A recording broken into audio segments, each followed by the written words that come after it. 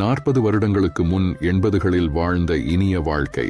செருப்பு அருந்தால் தைத்து போட்டுக் கொண்டோம். காதலித்து திருமணம் செய்தாலும் கணவனை வாங்க போங்க என்றுதான் மனைவி அழைப்பாள்.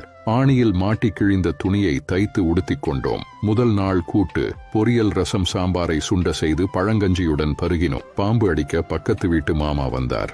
பக்கத்து வீட்டு பெரியவர்களுக்கு பயந்தோம். கல்யாணத்திற்கு உறவுகள் 2 நாள் முன்னரே வந்தனர். மானேஜராக பணிபுரிந்தாலும் தந்தை சைக்கிளில் தான் பவனி வந்தார். வெள்ளி அன்று ஒளியும் ஒளியும் பார்க்க ஆவலோடு காத்து கிடந்தோம். பழைய புத்தகங்களை பாதி விலைக்கு வாங்கி பாடம் படித்தோம். கைத்து கட்டிலை பெரியவர்களுக்கு கொடுத்துவிட்டு பாயில் படுத்து உறங்கினோம். எல்லாவற்றையும் விட காலை பொழுதுகள் ரம்யமாக இருந்தது.